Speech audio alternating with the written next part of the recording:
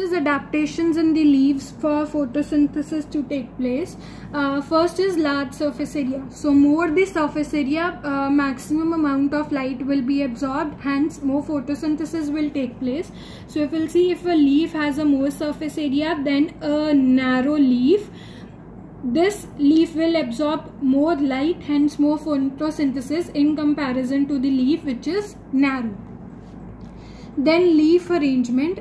For the leaf for photosynthesis to take place, the leaf should be arranged at a 90-degree angle so that it can obtain maximum light.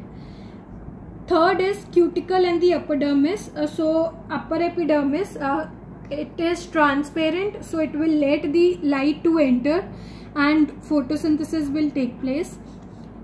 Numerous stomata. So more the number of stomata, more diffusion of the gases and the exchange of water molecules will take place, because this diffusion and the exchange takes place through the stomatal pores, so which will help in the photosynthesis. Then thinness of the leaves.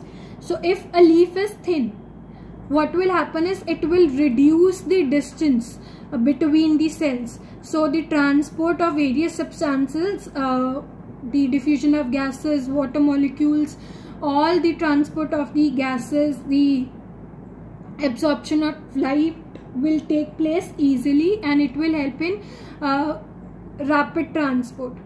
Then chloroplasts, they are present on the upper surface of the leaves. So chloroplasts, as they contain chlorophyll, they will obtain light energy quickly and they help in the photosynthesis. Last is extensive vein system. So extensive vein system is also required for the rapid transport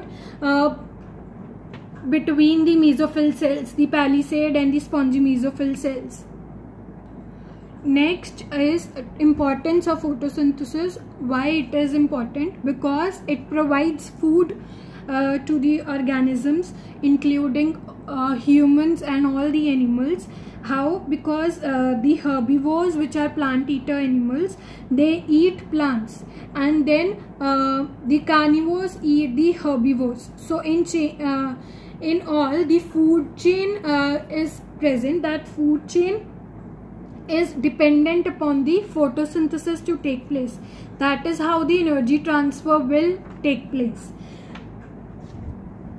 For example, if I tell you one food chain, grass, which is eaten by rabbit,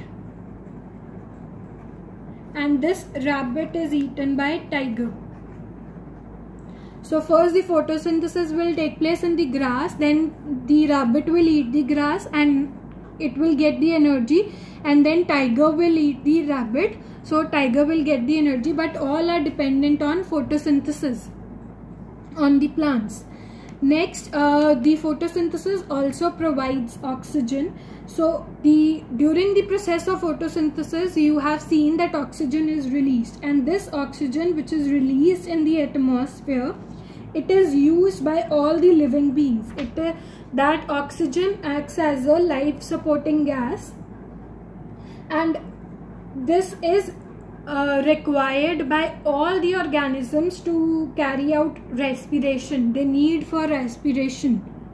Okay, next we have carbon cycle. So it is a series of chemical reactions which takes place, in which the carbon dioxide is removed from the air and then it is finally returned to the air. So how it is used and replenished back in the atmosphere.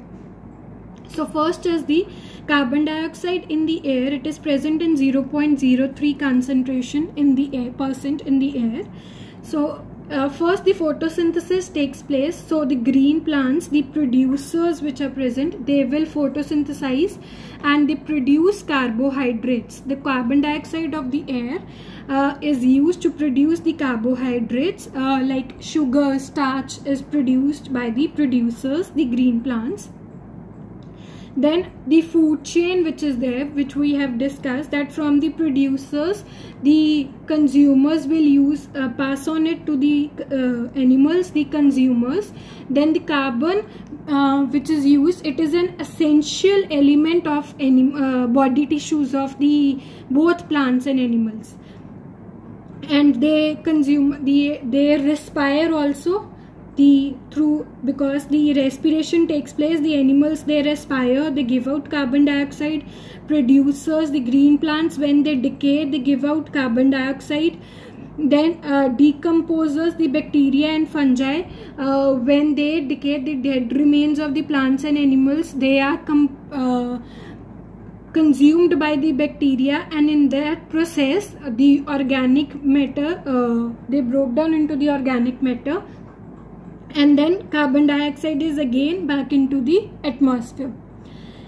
Then combustion or burning also replenishes carbon dioxide in the atmosphere. The fossil fuels which are present, coal, oil, gas, these all, when combustion takes place, when they are burnt, the natural gas, when it gets burnt, they give out carbon dioxide, they are oxidized to carbon dioxide, and then again the carbon dioxide is back into the atmosphere.